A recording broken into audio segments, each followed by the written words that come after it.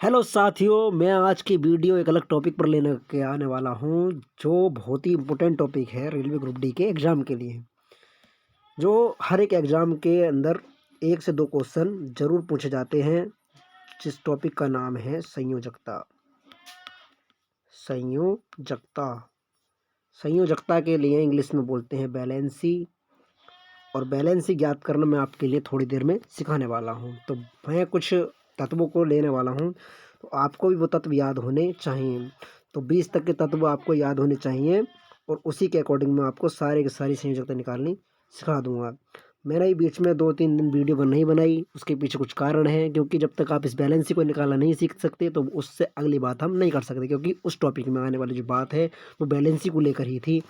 तो हम मैडलिप की आवर्त सारणी जब पढ़ते हैं 10th के अंदर, तो थोड़ा सा हम कॉम्प्रोमाइज़ करेंगे इस क्लास के लिए। तो उसमें एक नियम आता है, अष्टक नियम। एक नियम होता है अष्टक नियम, जिसको किसने बताया था, इसके लिए जो परिभाषित किया था, उन वैज्ञानिक का नाम हेनरी मोज़ले मान लीजिए आप। तो उन्होंने एक नियम दिया था, और उन नियम के अनुसार उन्होंने क्या बताया था कि किसी भी जो तत्व है, जो दुनिया में जो भी तत्व है, उससे स्थायी बनाने के लिए, उसका स्थायित्व बनाने के लिए उसके अंतिम कोश में, जो अंतिम कक्षा होती है, अंतिम कक्षा में कम से कम 8 इलेक्ट्रॉन होना अनिवार्य है। तभी वो तत्व अपना स्थायित्व बना पाएगा, तभी वो तत्व क्या हो पाएगा, अपनी एक स्थायी अवस्था में आ पाएगा। तो ये बात आप नोट कर लिख सकते हैं कि अष्टक नियम किससे संबंधित था। अष्टक नियम 2 थे, एक न्यूलैंड का अष्टक नियम था और एक खाली सिंपल सा अष्टक नियम था। न्यूलैंड का अष्टक नियम जो था वो आवर्त सारणी जब बन रही थी उस टाइम का था। तो हम अगली बात करते हैं संयोजकता की। अब संयोजकता कैसे होती है, संयोजकता जो होता है, संयोजकता की पहले डेफिनेशन लिखें। तो संयोजकता किसे कहते हैं? संयोजकता कहते हैं किसी तत्व के अंतिम कोश में उपस्थित इलेक्ट्रॉनों की संख्या के लिए, इलेक्ट्रॉन की संख्या, किसी तत्व के अंतिम कोश में जितने इलेक्ट्रॉन होते हैं वो क्या कहलाते हैं, उन्हें हम उसकी संयोजकता कहते हैं। या दूसरी भाषा में इसकी एक डेफिनेशन और बन जाती है, वो कैसे हैं ये, अथवा एक और है, जैसे मैं बताऊं, अथवा। और साथियों, एक मैं और डेफिनेशन बताऊं आपके लिए इसकी। तो दूसरी डेफिनेशन क्या बनती है कि किसी तत्व, कोई तत्व होगा, एलिमेंट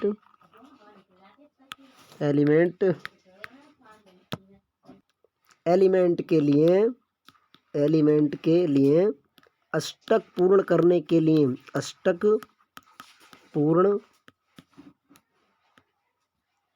अष्टक पूर्ण करने के लिए आवश्यक इलेक्ट्रॉनों की संख्या को उसकी संयोजकता कहते हैं। ये बात आपको, ये डेफिनेशन से ही सब कुछ समझ में आ जाएगा, और इसी डेफिनेशन से ही मैं आपको बहुत सारे क्वेश्चन कराने वाला हूँ अभी थोड़ी देर में। उसकी संयोजकता कहते हैं, उसकी संयोजकता कहते हैं। एक बात और सीखनी है इसमें, उसका नाम है कि कोई तत्व जो होता है, किसी तत्व में जो किसी तत्व में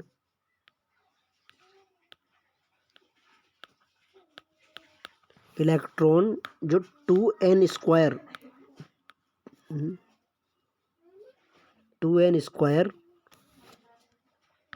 के रूप में भरे जाते हैं। ये क्वेश्चन भी आया हुआ है, किस रूप में है, 2n स्क्वायर के रूप में भरे जाते हैं,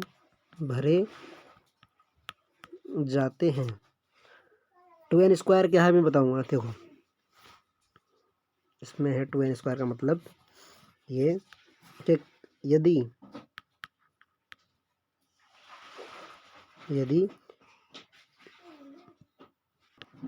तो हाई स्कूल में जो कॉन्फ़िगरेशन है, तो इसमें जो कॉन्फ़िगरेशन पूछा जाता है, इलेक्ट्रॉनिक कॉन्फ़िगरेशन, इलेक्ट्रॉनिक कॉन्फ़िगरेशन वो कैसा होता है, इलेक्ट्रॉनिक विन्यास कि इसमें कक्षाएं होती हैं के एल एम और एन। अब इस किस कक्षा में कितने इलेक्ट्रॉन आएंगे वो ज्ञात करने के लिए ये नियम दिया गया था कि इसमें 2n² लिख दो, मतलब इसमें 2n² के रूप में भरते रहेंगे, 2n² के रूप में। कि कक्षा 1 है, के बराबर कक्षा मतलब ये 1 है, एल बराबर 2 है, एम बराबर 3 है। ये क्वेश्चन भी इसमें से भी क्वेश्चन आया था, एम बराबर 3 और एन बराबर 4। तो अगर मैं ज्ञात करना चाहूँ कि के में कितने इलेक्ट्रॉन आएंगे, अधिकतम इलेक्ट्रॉन, तो एन की जगह मैं 1 रखूँगा। ये भी क्वेश्चन आया था कि के उपकोष में अधिकतम कितने इलेक्ट्रॉन आ सकते हैं, तो एन की जगह 1 है, के 1, एल 2, एम 3 और एन 4। तो के की जगह 1 है तो 1 का वर्ग करेंगे और 1 2 का ना 2, तो के में अधिकतम इलेक्ट्रॉन कितने आ सकते हैं, 2। ऐसे ही दूसरी बात देखेंगे, अगर हमसे कोई कहे एल में कितने आ सकते हैं, एल में 2 और एन² की जगह की बार आ जाएगा 2 का वर्ग, 2 का वर्ग 2 दूनी 4 दूनी 8, तो अधिकतम इलेक्ट्रॉन कितने आ सकते हैं, 8। एल के अंदर 8 इलेक्ट्रॉन आ सकते हैं। ऐसे अगली ज्ञात कर लेंगे। जैसे ही अगला ज्ञात करेंगे एम में अधिकतम कितने आ सकते हैं, 2 और गुणा 3 का वर्ग, 3 तिया 9 दूनी 18, इसमें कितने आ सकते हैं, 18। इसी तरह से हम और बहुत सारे मतलब जितनी कक्षा हमें दे रखी हो 4 हम इसके आने लगे, इसकी एम की जगह और भी कोई कक्षा देता है के एल एम एन ओ आ जाती है। अगर ऐसे तो 5 5 5 25 दूनी 50, अधिकतम इलेक्ट्रॉन कितने हो सकते थे, 50। इसके अंदर 32 इलेक्ट्रॉन आएंगे, इस वाले के अंदर 32 इलेक्ट्रॉन आएंगे। ठीक है, तो ये बात आपको समझ में आ चुकी होगी। अब मैं तुम्हें सिखाता हूँ बैलेंसी निकालनी। बैलेंसी निकालनी हम थोड़ी देर में सीखने वाले हैं। बैलेंस कैसे ज्ञात करते हैं हम, अगर बैलेंसी जो पूछी जाती है अधिकांश, मैंने जो मतलब अपना एक्सपीरियंस शेयर करूं तो उसमें अधिकांश 20 तत्व, कम से कम शुरुआत के 20 तत्वों के जो परमाणु क्रमांक है वो हमें पता होनी चाहिए। क्योंकि जब हेनरी मोजले ने जो अपना नियम दिया था, उन्होंने बताया था किसी तत्व के जो मतलब एक मेडलिफ थे और मेडलिफ के अलावा एक थे क्या कहते हैं, हेनरी मोजले।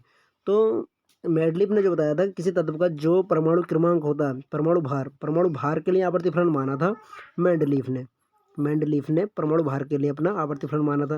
लेकिन इसी के बाद कौन आए थे, हेनरी मोजले ने क्या माना था, परमाणु क्रमांक माना था, परमाणु क्रमांक। तो हम परमाणु क्रमांक के आधार पर ही किसे संयोजकता डिफाइन करते हैं। परमाणु क्रमांक हमें पता होनी चाहिए और हमें संयोजकता निकालनी सीख जाएंगे। तो देखो कैसे कैसे सीखेंगे हम संयोजकता निकालनी, तो बताता हूँ आपके लिए। 20 तत्व हमें याद होने चाहिए। तो 20 तत्वों के मैं शुरुआत से लिखता हूँ। नंबर 1 हाइड्रोजन, नंबर 1 पर आता है हाइड्रोजन, और हाइड्रोजन परमाणु क्रमांक है 1। तो हाइड्रोजन का जो है ये 1 है, इसके अब ये एक ही कक्षा है इसके पास, तो एक ही, तो इसमें कम से कम कितने इलेक्ट्रॉन आ सकते हैं, 2। एक कक्षा में कितने आ सकते हैं, 2। अब एक की कमी है इसके पास, या तो ये एक अपना किसी के लिए दान दे दे या एक किसी से ग्रहण कर ले। तो हाइड्रोजन की अगर हमसे बैलेंसी पूछी जाएगी तो वो कितनी होती है, +-1। आगे देखो नंबर 2 पे देखेंगे हम। नंबर 2 पे आता है हीलियम। हीलियम के अंदर 2 है, हीलियम के अंदर 2 परमाणु क्रमांक 2। तो इसका मतलब 2 पहली कक्षा में आ जाएंगे, 2 इलेक्ट्रॉन तो पहली कक्षा में आ जाएंगे। तो इसकी बैलेंसी कितनी हो जाएगी, मतलब ये 2 ही रहेगा, मतलब ये 2, तो इसकी बैलेंसी 0 हो गई। क्योंकि ये जो है एक अक्रिय तत्व है कि ये अपना जो है स्थायित्व प्राप्त कर चुका है। इसे ना तो किसी इलेक्ट्रॉन की ज़रूरत है और ना ही किसी को ये दे सकता है। आगे देखेंगे अगला कौन सा है। अगला तत्व आता है आपका नंबर 3 पे, उसका नाम है लिथियम। लिथियम परमाणु क्रमांक होता है 3। तो पहली कक्षा में 2 आ जाएगा। ठीक, दूसरी कक्षा कितने की है, दूसरी कक्षा है 8 की, क्योंकि कक्षा 2 जो है वो 8 का है। और n का मान ये है 2, और 2 से मैं गुणा कर दूंगा n² के अकॉर्डिंग। मैं समझाऊँ आपके लिए 2n² के अकॉर्डिंग समझाऊँ तो कैसे है, 2n², ये कक्षा 2 का है, मतलब इसके अंदर 2 कक्षा बनने वाली हैं। पहली कक्षा में 2 आ गए, एक कक्षा और शेष रह गई, तो उसके अंदर 2 गुणा 1 का वर्ग कर, मतलब 2 कक्षाएँ हैं तो इसमें तो अधिकतम कितने इलेक्ट्रॉन आ सकते हैं दूसरी कक्षा में, तो 2 दूनी 4 दूनी 8। अब 8 इलेक्ट्रॉन तो इसके पास है ही ना, 8 इलेक्ट्रॉन तो इसके पास है ही ना, मतलब इलेक्ट्रॉन बच कितने का इसमें से, 3 में से, तो कुल 1 ही बच गया ना शेष। अभी एक जो है, क्या एक अकेला अपना मतलब 8 का कोष होता है, क्या 8 के कोष में अकेला रह पाएगा, नहीं रह पाएगा, क्योंकि ये अपने इलेक्ट्रॉन दान दे देगा, ये अपना एक इलेक्ट्रॉन दान दे देगा, ये रहेगा नहीं मतलब इसके पास, क्योंकि कम से कम 8 इलेक्ट्रॉन होने चाहिए। 8 इलेक्ट्रॉन है नहीं पूरे, तो कितने कम से कम कितने इलेक्ट्रॉन चाहिए, 8, और 8 इलेक्ट्रॉन है ना, तो 1 इलेक्ट्रॉन इस पर शेष रखता है, 1 इलेक्ट्रॉन अपना किसी के लिए दान दे देगा। दान देगा तो इसके मतलब इसकी बैलेंस कितनी हो जाएगी, +1, इसकी बैलेंसी प्लस है। क्योंकि मैंने भी डेफिनेशन बताया था, किसी तत्व का इलेक्ट्रॉन विन्यास करें तो उसके अंतिम कोष में उपस्थित इलेक्ट्रॉनों की संख्या ही क्या कहलाती है, उसकी संयोजकता कहलाती है। आगे नंबर 4 पे मैं देखूँ, ये क्वेश्चन हमसे पूछे गए थे, ऐसे के ऐसे ही हमसे ये क्वेश्चन पूछे गए। 20 तक के तत्वों को बताऊंगा और आगे के वो तत्व बताऊंगा जो इंपॉर्टेंट हैं, मतलब जो और अधिक पूछे जाते हैं। नंबर 4 पे अगर देखूँ मैं, तो नंबर 4 पे आता है बोरोन। ये आती है मतलब बोरोन, इसका मतलब बेरिलियम, सॉरी बेरिलियम, बेरिलियम आएगा नंबर 4 पे। इसका आता है 3, मतलब 4, सॉरी इसका 4। तो पहले में 2 आ गए, दूसरे में 2, मतलब कक्षा 8 की है, 8 जनों की कक्षा है, तो 8 जनों की कक्षा में 2 जो है नहीं रह पाया, क्योंकि कम से कम भी, अगर कम से कम भी ले गए में तो 4 तो होने चाहिए। तो 4 या तो वो ग्रहण करे या किसी को दान दे दे, तो +-4 कार्बन की आ जाती है। इसकी जो है मतलब ये 2 भी अपने दान दे देगा, तो +2 बनाएगा। जिसके पास दान देने के लिए है, लगा लो ये दान दे रहा है, ये भी दान दे रहा है, जो इलेक्ट्रॉन दान दे देते हैं वो धातु होते हैं, वो इलेक्ट्रॉन धातु कहलाते हैं। मतलब जो भी तत्व अपने इलेक्ट्रॉन दान दे देते हैं, जिसके अंदर इलेक्ट्रॉन दान देकर धनायन बनाने की प्रवृत्ति रखते हैं, वो क्या कहलाते हैं? धातु कहलाते हैं। बहुत ही इंपॉर्टेंट टॉपिक की बात कर रहा हूँ मैं आज बच्चा, तो इस टॉपिक को हम बहुत ही सीरियस होकर पढ़ने वाले हैं, क्योंकि इससे डायरेक्ट क्वेश्चन पूछे जाते हैं। तो अंतिम इलेक्ट्रॉन में जितने इसमें हैं, जितने ये दान दे रहा है, तो मतलब ये 1 2 तो ये दान दे देंगे, क्योंकि कम से कम 8 होने चाहिए। अब आगे मैं बताऊँगा, देखो इस बात है 5 में पहुँचेंगे। 5वां तत्व क्या है? 5वां तत्व जो है आपका, वो है आपका बोरोन। बोरोन का आता है 5, तो 2,3, 2,3 बनाएगा इसका इलेक्ट्रॉनिक विन्यास, तो इसकी +3 हो जाएगी। अब 6 नंबर पर आता है कार्बन। अब इससे मैं आपको समझाने वाला हूँ, ये बहुत ही इंपॉर्टेंट है, इसे समझना है, यहीं से समझ जाओगे तुम। 6 पर आता है कार्बन, तो कार्बन का क्या है? 2,4। अब देखिए 8 है, कम से कम कितने इलेक्ट्रॉन होने चाहिए किसी अंतिम कक्षा में? किसी अंतिम कक्षा में अपने स्थायित्व प्राप्त करने के लिए कम से कम 8 इलेक्ट्रॉन होने चाहिए। इसके पास तो 4 हैं, तो या तो ये 4 अपने किसी को दान दे दे, किसी को दे दे, या किसी से ग्रहण कर ले। तो कार्बन की कितनी बैलेंसी हो जाएगी? ये जो लास्ट में निकल कर आ रहा है +3 -4, ये सब क्या है? संयोजकता, यही बैलेंसी है। ये ऐसे कैसे क्वेश्चन पूछे जाते हैं, पिछली बार कई बार क्वेश्चन पूछे गए थे, मैग्नीशियम की संयोजकता कितनी है, या मैग्नीशियम बैलेंसी कितनी है, या ऐसे भी आता है कि मैग्नीशियम में अधिकतम कितनी, मतलब अंतिम कक्षा में इलेक्ट्रॉनों की संख्या। सही, कई तरह से क्वेश्चन पूछे जाएंगे, मैं बताऊंगा। देखो या तो पूछ लेगा कि किसी तत्व के, मतलब कार्बन के अंतिम कक्षा में कितने इलेक्ट्रॉन है, तो 4। अब ये देखो एक बात और, अगर ये जो बन रहा है ये 2 आ गया, 2 और ये 4 बन रहा है, ये 2 और 4 बन रहा है, मतलब 2 खानों में आ रहा है, 2 कक्षाओं में विभाजित हो रहा है। अगर ये 2 कक्षाओं में विभाजित हो रहे हैं, किसी के जो इलेक्ट्रॉन हैं, किसी के जो इलेक्ट्रॉन हैं, मतलब परमाणु क्रमांक ही, परमाणु क्रमांक जो होता है, परमाणु क्रमांक इलेक्ट्रॉनों के बराबर होता है। किसी तत्व में जितने परमाणु होते हैं, जितने परमाणु होंगे वो उसका परमाणु क्रमांक और इलेक्ट्रॉन आपस में बराबर होते हैं। तो ये दो बार में आ गए, तो ये दूसरे आवर्त में आएगा। तो बच्चे ये दूसरे आवर्त का तत्व है। ये अगर हमसे कोई पूछे तो हम कॉन्फ़िगरेशन के थ्रू हम ये भी बता सकते हैं कि ये तत्व केवें आवर्त में आ रहा है। तो यही मैं आपको बता दूँ केवें आवर्त में आने वाला है, और क्लियर आपके लिए कर दूंगा मैं, जब मैं नेटलिफ की मूल आवर्त सारणी पर, मतलब टॉपिक पर एक अपनी अलग क्लास लेकर आऊँगा, तब मैं तुम्हें सब कुछ डिफाइन कर दूँ। फिलहाल में सिर्फ संयोजकता समझो, संयोजकता कैसे निकालते हैं। अब छठा हो गया, सातवें तत्व लेंगे, और 7वें तत्व में जो है, इसमें नाइट्रोजन है, नाइट्रोजन 7 पे आता है। अब देखो ये 2 कितना हो गया 5। अब इससे अपना अष्टक पूर्ण करने के लिए कितने इलेक्ट्रॉन की आवश्यकता है? तो आप बताएंगे बच्चा 3। कितने इलेक्ट्रॉन की आवश्यकता है इसे? 3। 3 ये किसी से लेगा, मतलब कर्ज लेगा, तो कर्ज लेने का मतलब ये किसी से कर्ज ले रहा है, तो माइनस मतलब धना, मतलब ऋणायन ले रहा है। तो नाइट्रोजन की वैलेंसी कितनी हो जाएगी? -3। नंबर 8 पे देखेंगे, 8 पे देखें तो 8 पे मैं बताने वाला हूँ, 8 पे क्या है। 8 पे आपका ऑक्सीजन आता है, ऑक्सीजन 8 पे आता है। तो ऑक्सीजन 8 पे आता है, तो इसमें 2,6 बन जाएगा। तो ये मतलब पहली कक्षा में 2 और दूसरी कक्षा में 8, फिर तीसरी कक्षा में 18 आने वाले हैं। तो मैं अभी समझाऊंगा, सब समझ में आता रहेगा। तो 2,6 बन गए। इसमें कितना आने वाला है, मतलब कितने की ज़रूरत है इसे पूरा अष्टक पूर्ण करने के लिए? -2 की आवश्यकता है। तो इसकी बैलेंस कितनी हो जाएगी? -2। फिर 9 पे आता है आपका फिर फ्लोरीन, फ्लोरीन का 9 होता है। तो फ्लोरीन की देखेंगे तो फ्लोरीन क्या है, 2 आपका बच्चा 7 बनेगा, और इसमें कम से कम कितने इलेक्ट्रॉन की जरूरत है अष्टक पूर्ण करने के? तो -1। तो इसलिए इसे सबसे अधिक इलेक्ट्रॉन बंधुता वाला तत्व भी कहा जाता है, क्योंकि इसे सबसे कम इलेक्ट्रॉन की आवश्यकता है, -1 की, और इसमें कक्षा भी कम से कम है। अगला जो आएगा, इससे अगला जो तत्व है वो क्लोरीन है। क्लोरीन की कक्षा दूर हो जाएगा, वो इलेक्ट्रॉन दूर पहुंच जाएगा, इसलिए वो कम है इसके अकॉर्डिंग। सबसे अधिक अगर हमसे पूछे तो फ्लोरीन है। आगे देखेंगे हम 10वां टॉपिक की बात करेंगे। तो 10वां तत्व जो है भैया वो आपका है नियोन, और नियोन के अंदर क्या है 2,8। क्या बच्चा इसमें 8 तत्व पूरे हैं? पूरे हैं। अब ये किसी से क्रिया करेगा या किसी से ग्रहण करेगा? नहीं कर सकता, ना किसी से ग्रहण करेगा, ना ही किसी को दान देगा। तो इसलिए इसकी वैलेंसी क्या है? 0। और ये कैसा है? नियोनिक अक्रिय गैस भी है। आप देख सकते हैं ये बहुत सारे तत्व होते हैं, HE, NE, ये वाले तत्व होते हैं, वो सब क्या हैं? अक्रिय तत्व होते हैं। है माने आर्थिक अक्षर के इस तरह का कुछ करके याद कर लेते हैं भैया, हमने तो ऐसे याद करा। आगे देखो, इसके बाद 11वीं पर देखते हैं। 11वीं की बात करूं तो 11वां तत्व है सोडियम। और सोडियम में देखो भैया इसका 11 है, 2,8,1। अब देखो लास्ट वाले कक्षक में कितने इलेक्ट्रॉन चाहिए थे? 18। लेकिन 18 की बात नहीं करेंगे, हमें कम से कम कितने की जरूरत होती? कम से कम 8 की। क्या ये एक अकेला रह पाएगा? नहीं, तो ये अपना दान दे देगा। तो इसके अकॉर्डिंग इसकी बैलेंस कितनी हो जाएगी? +1, क्योंकि कम से कम कितने इलेक्ट्रॉन चाहिए? 8, और इसके पास है 1, तो 1 अपना ये दान दे देगा। तो किसने बनाएगा? ये +1। आगे देखेंगे नई पेज पे। 11 हो गया। और 12वां तत्व हम लेने वाले हैं मैग्नीशियम। ये हमसे पूछा भी गया था पिछली बार पेपरों में, 2,8,2। तो इसकी कितनी हो जाएगी? +2, क्योंकि +2 अपने दान दे देगा। 8 पूरे नहीं है, 2 भी दान दे देगा। फिर 13 में मैं समझ पा रहा हूँ, आपको ये समझ में आ गया होगा, करना आया होगा। तो भैया वीडियो को दोबारा देखो, 3 बार देखो, मैं बहुत बारीकी से बता चुका हूँ। अगर नहीं आ रही समझ में तो भाई तुम्हारा कुछ नहीं हो सकता इससे आकर, बस बहुत सस्ते में बता दें मैंने। ये भी सपोज करो मैग्नीशियम हो गया। मैग्नीशियम के बाद आता है आपका एल्यूमिनियम।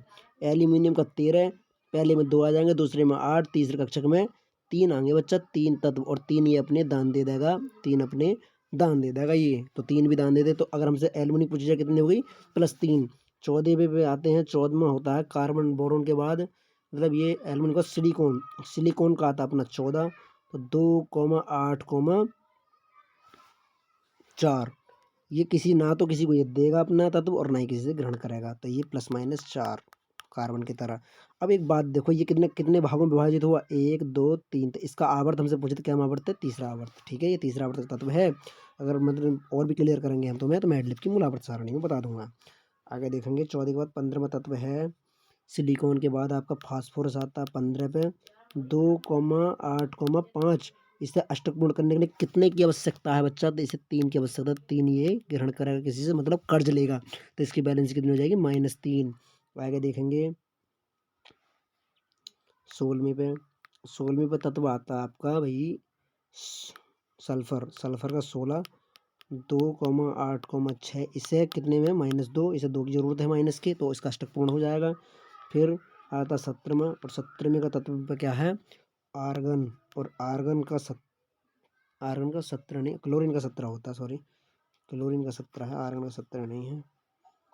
लिखता हूँ मैं, 17 पे क्लोरीन आता है। क्लोरीन 17, 2,8,7। तो भाई पहली कक्षा में 2 इलेक्ट्रॉन, दूसरे में 8, तीसरे में होते 18 हैं। लेकिन जब बचे ही ना आया होगा तो क्या करें? 7 ही लिख दें हमने।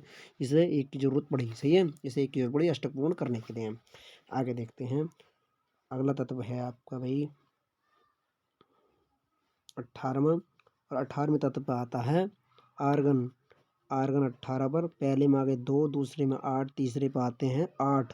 क्या इसे और इलेक्ट्रॉन की जरूरत है? इसका तो अष्टक पूर्ण है, इसलिए किसी से क्रिया नहीं करेगा। और ये एक अक्रिय गैस है, ठीक है, ये भी अक्रिय का इसका भाग है, क्योंकि इसमें अष्टक पूर्ण है और ये किसी से भी क्रिया नहीं करेगा। और इसके तत्वों की अगर हम बोले आवर्त कितने इसके अंदर, अगर हमसे कोई कहता है आर्गन कै में आवर्त का तत्व है, तो मतलब इसका इलेक्ट्रॉनिक विन्यास करेंगे।